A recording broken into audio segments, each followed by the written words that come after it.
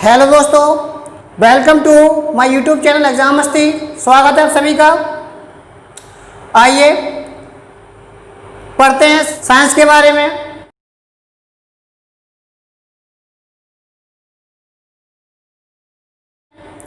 पिछली क्लास में हमने जाना था साइंस क्या है, साइंस की डेफिनेशन क्या है, साइंस के जनक कौन हैं। अब हम जानते हैं हमें साइंस में मेन ब्रांच कौन कौन सी पढ़नी है। आइए, main branch of science, main branch of science. Basically अगर बात करी जाए मेन ब्रांच ऑफ साइंस की, तो साइंस में मेन ब्रांच जो हम पढ़ते हैं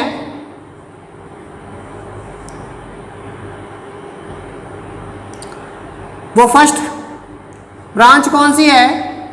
physics. Second chemistry and third biology. बात अगर की जाए मेन ब्रांच ऑफ साइंस की, तो साइंस में हम तीन ही मेन ब्रांच पढ़ते हैं, physics number first, number second chemistry and number three biology. तो हमारा जो बायोलॉजी का जो सिलेबस है, अगर देखा जाए तो अभी रेलवे ग्रुप डी और रेलवे एनटीपीसी का एग्ज़ाम होना है, और बहुत से ऐसे कंपटीशन वाले एग्ज़ाम हैं जहाँ पे बायोलॉजी से सबसे ज़्यादा क्वेश्चन आते हैं। तो आज हम सबसे पहले बायोलॉजी पे ही डिस्कस करेंगे।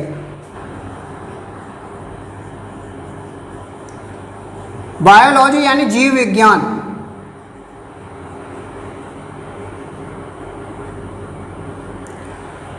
बायोलॉजी यानी जीव विज्ञान।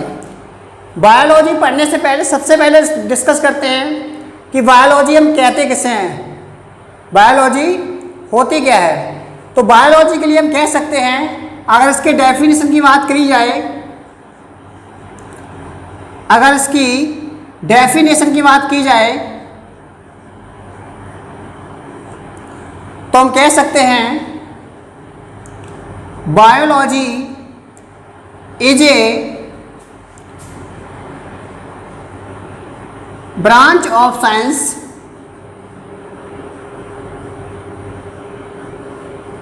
biology is a branch of science in which study about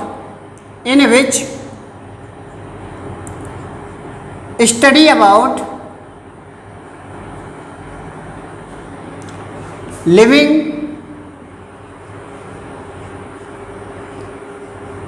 organism.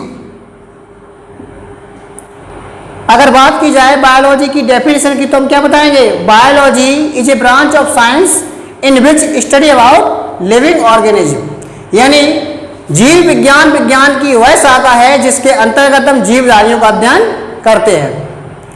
आइए जानते हैं इस बायोलॉजी वर्ड का मतलब क्या होता है। ये जो बायोलॉजी शब्द है, इस बायोलॉजी शब्द का मीन क्या होता है?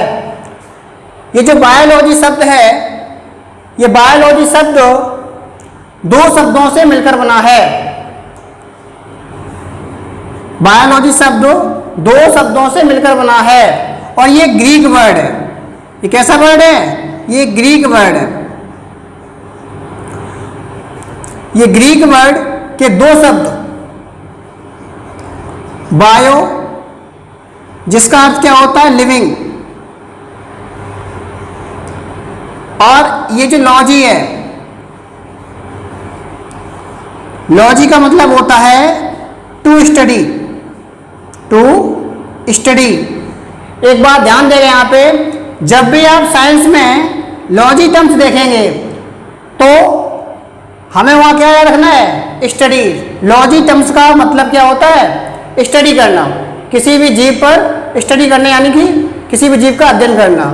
तो जहां भी आप लॉजी टर्म्स साइंस में देखें, उस लॉजी टर्म्स का मतलब क्या होता है? स्टडी। अभी जो बायोलॉजी शब्द है, ये ग्रीक भाषा से लिया गया है। वो दो शब्द कौन कौन से? बायो और लॉजी। बायो का मतलब क्या होता है? लिविंग, और लॉजी का क्या मतलब होता है? To study. और लिविंग को हिंदी में क्या बोलते हैं? सजीव। यानी सजीव के अध्ययन को ही हम क्या कहते हैं, बायोलॉजी कहते हैं। बेसिकली अगर देखा जाए तो बायोलॉजी में हम किसके बारे में पढ़ते हैं, बायोलॉजी में हम किसके बारे में पढ़ते हैं, सजीवों के बारे में पढ़ते हैं, जीवों के बारे में पढ़ते हैं। अब अगर बात की जाए कि ये सजीव क्या होता है, ये सजीव क्या होता है, सजीव की क्वालिटीज क्या होती हैं, हम कैसे क्लासिफाई करेंगे कि सजीव क्या होता है, आइए जानते हैं सजीव के बारे में।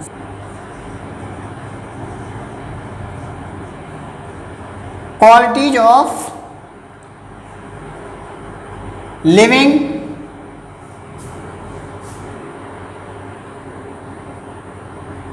क्वालिटीज ऑफ लिविंग यानी सजीवों के गुण। बेसिकली अगर बात की जाए कि सजीव के अंदर कौन कौन से गुण मुख्यतः पाए जाते हैं, मतलब मेन क्वालिटीज कौन कौन सी होती हैं सजीवों के अंदर, अगर हम वो देखें तो हम सबसे पहले सजीवों में क्या देखते हैं, सबसे पहले हम देखते हैं कि सजीव जो है वो सजीव में सबसे पहले रेस्पिरेशन की प्रोसेस होनी चाहिए। रेस्पिरेशन मतलब उसके अंदर श्वसन की प्रक्रिया होनी चाहिए, है ना। कोई लिविंग ऑर्गेनिज्म है तो सबसे पहले अगर वो लिविंग है, अगर वो सजीव है तो उसकी पहली प्रोसेस हम क्या देखते हैं, उसकी पहली क्वालिटी हम क्या देखते हैं कि वो उसके अंदर जो एक प्रोसेस कौन सी है, रेस्पिरेशन, वो होनी चाहिए। बात करते हैं सेकंड क्वालिटी की, ये फर्स्ट है। सेकंड क्वालिटी अगर बात की जाए तो सेकंड में हम क्या देखेंगे,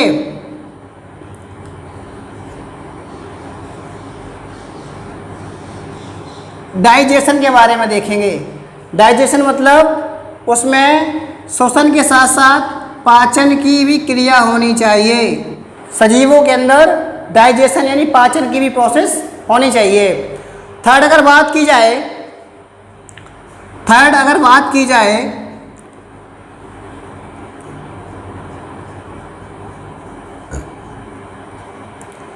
एक्सक्रीशन मतलब उत्सर्जन की भी प्रोसेस होनी चाहिए, उत्सर्जन की भी प्रोसेस होनी चाहिए। और अगर फोर्थ क्वालिटी देखी जाए, अगर इसका नेक्स्ट पॉइंट देखा जाए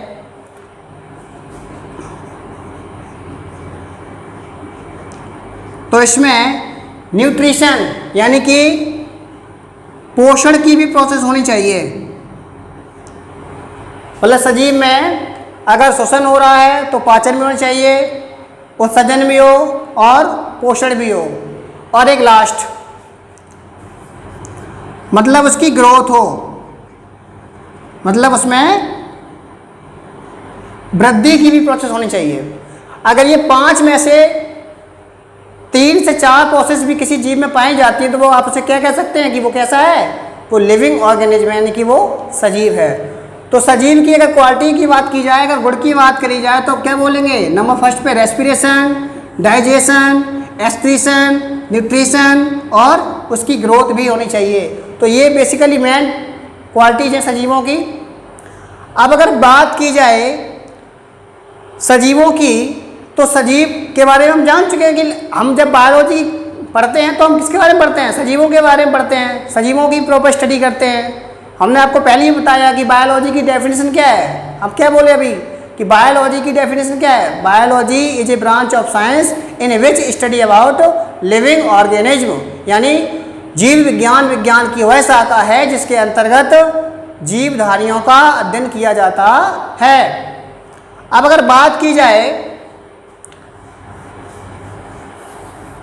इस बायोलॉजी शब्द की कि ये बायोलॉजी शब्द दिया किसने था, ये जो बायोलॉजी शब्द है ये बायोलॉजी शब्द सबसे पहले किसने दिया था, तो इस बायोलॉजी शब्द को सबसे पहले वर्ष 1801 में फ्रांस के साइंटिस्ट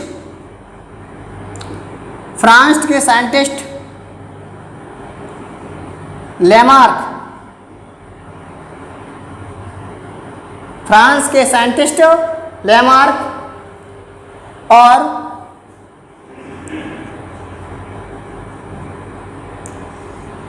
जर्मनी और जर्मनी के साइंटिस्ट ट्रेविरेनस, जर्मनी के साइंटिस्ट ट्रेविरेनस।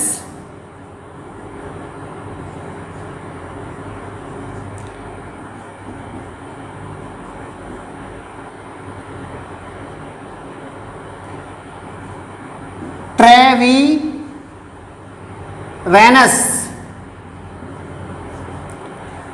ने दिया था।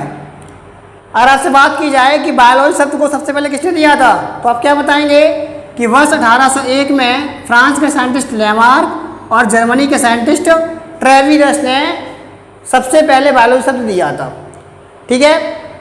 अब अगर बात की जाए कि who is the father of biology, who is the father of biology, अगर बात करी जाए बायोलॉजी की, तो फादर ऑफ बायोलॉजी यानी जीव विज्ञान के पिता कौन हैं, जीव विज्ञान के पिता कौन हैं, तो आप क्या बताएंगे, एरिस्टोटल यानी अरस्तु। जब भी आपसे एग्जाम में क्वेश्चन करा जाए कि who is the father of biology, biology के जनक कौन हैं, तो आप क्या बताएंगे, द फादर ऑफ बायोलॉजी कौन है, एरिस्टोटल यानी कि अरस्तु। अब बायोलॉजी जो शब्द है वो सबसे पहले किसने दिया था, ट्रेविरेनस और लेमार्क ने। इनको याद करना और आसान है, लेमार्क और ट्रेविरेनस, इन्हें आप ऐसे याद रख सकते हैं एल एंड टी की फॉर्म में, एल एंड टी की फॉर्म में आप इन्हें याद रख सकते हैं। एल का मतलब लेमार्क एंड टी का मतलब ट्रेविरेनस। तो लेमार्क और ट्रेविरेनस को आप क्यों याद रखेंगे, क्योंकि लेमार्क और ट्रेविरेनस ने सबसे पहले बायोलॉजी शब्द दिया था। अब जहाँ तक बात की जाए कि who is the father of biology, biology के जनक कौन है, तो आप क्या आंसर करेंगे, बायोलॉजी के जनक कौन है, एरिस्टोटल यानी कि अरस्तु। अब अरस्तु को बायोलॉजी का जनक क्यों कहा जाता है, एक प्रश्न आता है कि अरस्तु को ही बायोलॉजी का जनक क्यों कहा जाता है। एरिस्टोटल ने लगभग 500 से अधिक जीवधारियों पर अध्ययन किया था। एरिस्टोटल ने 500 से अधिक, और वो भी अलग अलग यानी डिफरेंट एनिमल्स, 500 से अधिक जीवधारियों पर अपनी स्टडी करी थी। और अपनी पुस्तक हिस्टोरिया एनिमिलियम, हिस्टोरिया एनिमिलियम, यहाँ से भी क्वेश्चन एक आता है कि एरिस्टोटल की बुक का नाम बताओ, तो हम आपका आंसर क्या करेंगे, अगर पूछा जाए कि एरिस्टोटल की बुक का नाम बताओ, तो आप आंसर करेंगे एरिस्टोटल की बुक का नाम क्या था, हिस्टोरिया एनिमिलियम।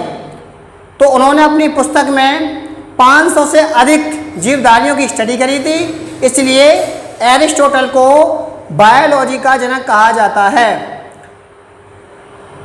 आई होप कि आपको हमारी वीडियो पसंद आई हो, और इससे पहले हम साइंस की एक क्लास और दे चुके हैं आपको। अगर आपने वो नहीं देखी है तो उस वीडियो का जो लिंक है वो डिस्क्रिप्शन बॉक्स में दिया गया है, पहले वो वीडियो देखें, उसके बाद ये क्लास, तब आपको पूरा क्लास समझ में आएगा। मिलता हूँ आपसे साइंस की अगली क्लास में, तब तक के लिए नमस्कार, जय हिंद।